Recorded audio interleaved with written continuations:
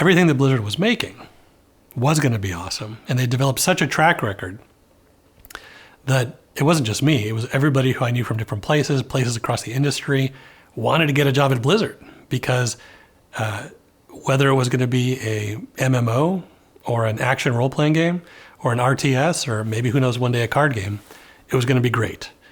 But not all game companies are like that. Not all game companies prioritize making something that's exceptional and the best in that genre. And that can be very reasonable for other companies. Like, you can be very successful that way. But that's not where I wanted to be. I wanted to go to a place where we're going to make something that was genre defining. 3, 2, 1.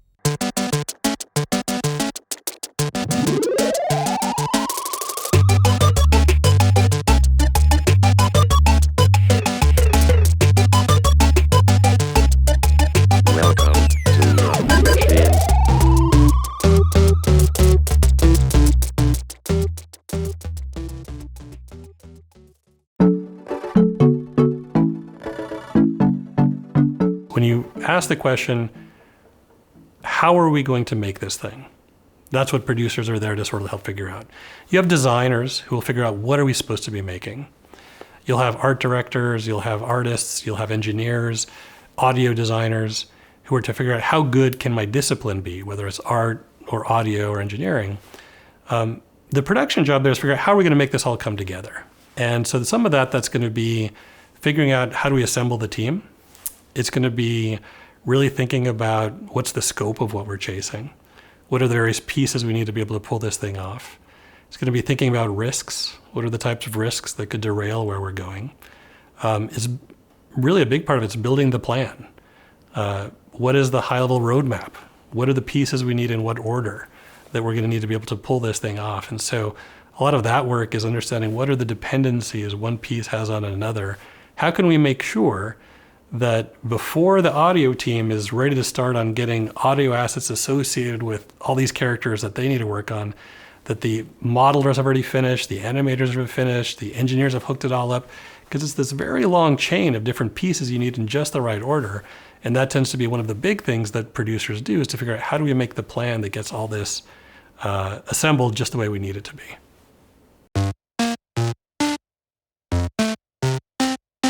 So the week usually would start as a producer on Hearthstone, where you think about, what are we trying to get done this week? What are our objectives for, let's just start with this coming Friday.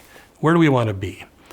And so we'll sit together as a group. The production team will work together to figure out, where do we need to be given our schedule? We'll talk with everybody on the team in each of our respective disciplines. So the engineering producer will talk with the engineers, the art producer will talk with the artists, and we'll try to come up with a plan on, what is our target for this week? What are we shooting for? Then, and this is probably the most important step, we'll take all those goals and we'll communicate them. Like, one of the things that we've always said about being a producer is, in a perfect world where everybody has perfect communication with each other, we'd be out of a job. And that's totally fine. We'd go do something else. But until the day where we all can perfectly communicate with each other 100% of the time, we've got stuff we can do.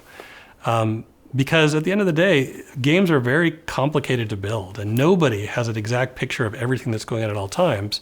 So a big part of the job of a producer is just always telling everybody else, what are we trying to do? What's this other part of the project doing? How can we all help each other out? So that's kind of the beginning of the week, is just kind of getting the goals set up, communicating them. From there, I think what we'll end up doing is having a lot of meetings where we'll talk with people on the team about how things are going. There might be a case where somebody runs into a roadblock because they don't have a piece of technology they need to deliver it. So we'll jump in to try and help with that. You will have conversations with some of the other stakeholders that we have on outside the team. So like within the QA department, the group that tests all of our video games, within our cinematics team that does the cinematics for what we're building. We'll have a lot of discussions with them about what's happening in the game. Where do we want to take this next major release? Make sure they're aware of the vision behind the design and can kind of start doing the work they need to do to be prepared for where we're headed next. Later on the week, a lot of the time is looking at where are we and seeing how quickly are we moving as a team, and updating our schedules to make sure those are all current and up to date. a big part of the job of being a producer is playing the game and just seeing with our own eyes, how is the game coming together? Are there things we're missing? Are there things that don't feel as polished as they should be given where we are? Or are there things that are surprise discoveries that nobody thought were going to be awesome? And how could we lean into those some more as well? So it's a combination of all those things, and it kind of changes up week to week how much we lean into one of those versus the other.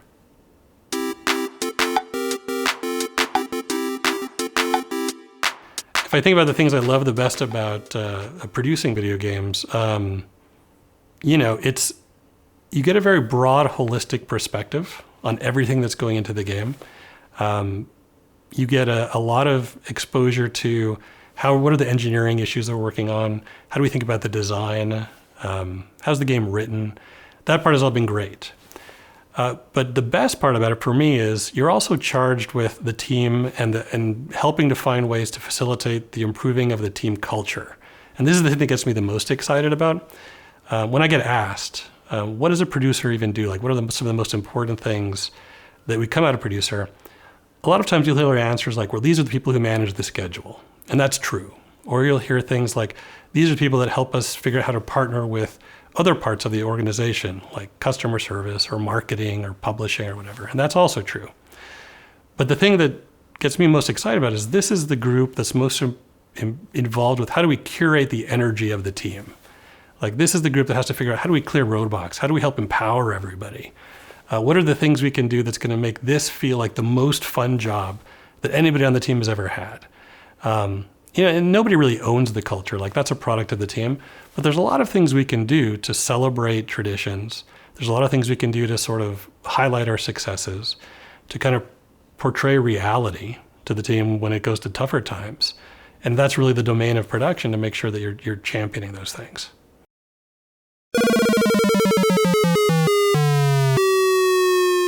So if I think about the biggest challenges of being a producer,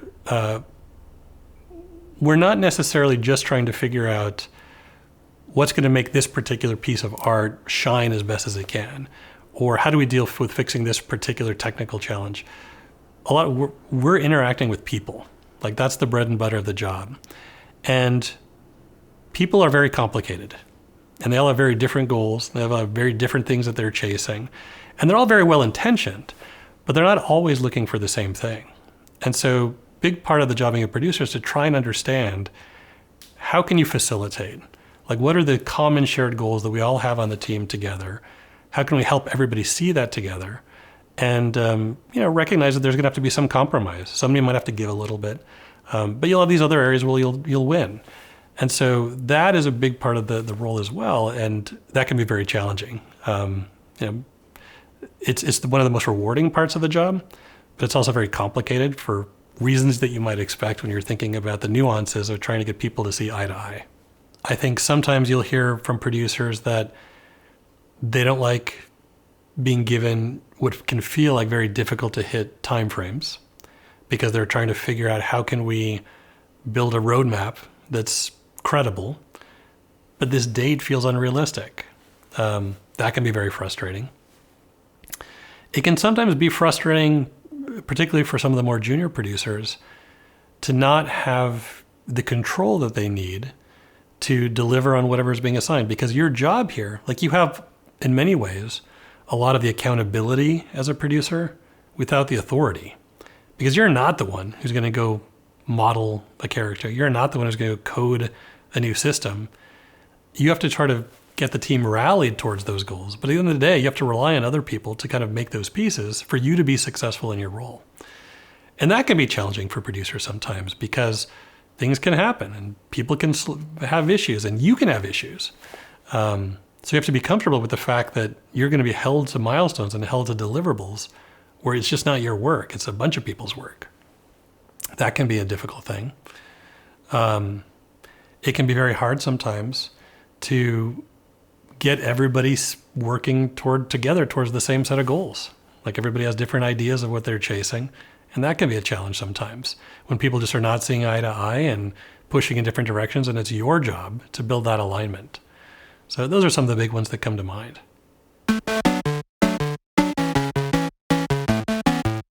So some of the big things we look for when we're looking to bring in a junior level producer is somebody who has good organizational skills, who's going to be very good at tracking details and managing small projects.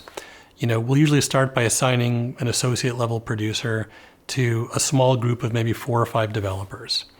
And we expect them to go in there, really understand the work, really thinking about how do all these pieces come together, deconstructing it, building a plan around it. They should be able to build plans that are probably a milestone length, which is probably on the order of a few months, and feel like they understand all that stuff. So it's really that organizational capability. Another thing we really look for is good people skills. Like, you have to like to talk to people. If you don't really like interacting with other people, it's probably not the best profession for you. But somebody who can sit down with somebody else, talk them through the goals of the project, talk through some of the things that might derail them as they're going through it. But even more than that, somebody who can really understand, how's this person feeling today? Are they having an off day? Are they feeling down for some reason? And then being supportive when that happens and seeing what they can do to help them through it. That's super important. I think you have to be very curious as a producer. You don't have to be the expert on everything that you're working with. You don't have to be the person who knows intimately every single subsystem and how they interact with each other to create a big complex feature. But you have to be able to talk the talk with your teams. And you have to be able to smell smoke before there's fire, because you want to be able to react to that if the problem is starting to come up. And that requires some intimate knowledge of the areas in which you're producing. So I think that's a big part of being a good producer. And I'd say, it's very important to just generally have a kind of a calm head and know that there's going to have to be some challenges and some dark days and some difficult things, just like there is in any job. But, sometimes you have to be the cheerleader that picks up everybody and keep things moving forward, knowing that, you're working through a tougher time.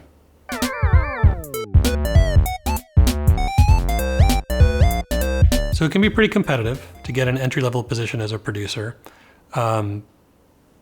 It is a position that there's a lot of interest in because you get to work in all different parts of the project. It doesn't require you to have like a 4-year degree in art or engineering, so that can also kind of expand the talent pool. There's more people who can find interest in trying to work their way in towards this. We'll get many applications typically for entry-level positions. Because it's a chance to kind of get into management. It's a chance to get into the leadership. And I do think of producers as leaders on the team, even as an associate level. It's a chance to get access to that in some ways sooner than you might if you were taking a path as an art or an engineer. Things you can do to increase your chances there, work on games. Like even if you're kind of doing this as a side project where you're getting together with a few folks you get to know, start developing something where you can be involved in the process of putting together a game. Like that is the most important thing, is how did the game come together, but more importantly, how's the team working together to deliver this thing? If you know that and you understand that and you've gone through that practice just by working with some of your classmates, the types of problems you run into, the types of issues where people aren't seeing eye to eye. The good news is those problems exist if you're an undergrad working on your very first game, or if you're somebody who's been in the industry 20 years, people run into those same problems all the time and they map directly towards the types of issues you'll run into in the industry. So there's no replacement for that. You're only going to learn those things because you've been on a game project, seeing how people interact, and can kind of help them through those types of challenges. There's plenty of people, many people I've worked with who joined the ranks of being a producer coming out of QA. And so taking a path towards into quality assurance, working on testing games, gives you great insight into management of process, how to deconstruct games, how to interact with other people in a professional environment. So that can be a good path too. And then some other producers, and I fall in this category, usually come from a different discipline. So I came from the art world. Many producers go up to become an artist and then one day decide they want to go into helping with the overall management of the team and become a producer. You can do the same thing as an engineer. So go down the path towards learning some engineering, then transition into production that way. Audio can work that way as well. So if you have enough passion for art or a passion for engineering, but you also are excited about being a producer, it wouldn't hurt to have, a minor or some kind of other classes you're taking one of these other disciplines, supplemented with some business classes, something like that. You can kind of almost customize your own set of programs that way. And I could see that being very attractive to a game company who's looking for a producer coming in at an entry level.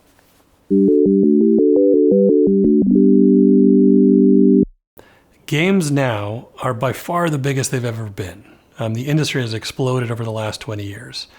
And there's all kinds of new developments happening in technology every day. New technology advancements happening on the engineering side, new tools you can use as an artist. But one thing that is always going to be necessary is finding ways to help people work more effectively together. I'm convinced, despite whatever new technology is coming out, people are going to need help to figure out how to interface and work collectively together as a good team. And so that means you'll always have a job as a producer. You'll always have a way to kind of help people make the best game that they can make. I'd say it's a very fulfilling job. It's a job where every day is going to be a little different. It's a job where you are helping people be the best that they can be.